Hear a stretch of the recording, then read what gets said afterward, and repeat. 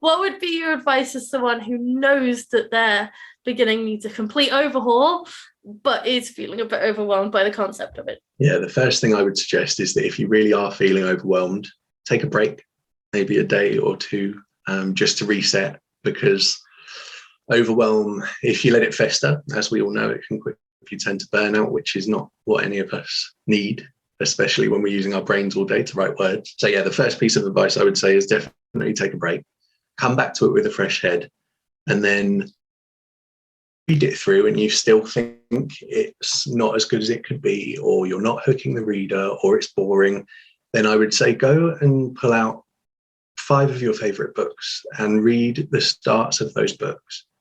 Try and read with an eye to think, well, what is hooking me in? Why do I love this story so much?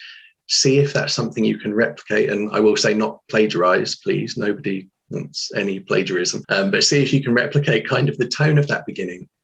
What is it that made you want to read on in the first place? And I find that if I, we all get stuck. It doesn't matter how many novels you've written, how many books you've got out there and published, you will get stuck at some point. And I think the key thing is just to lean into whatever in those favorite books of yours makes you want to read, and see if you can replicate it.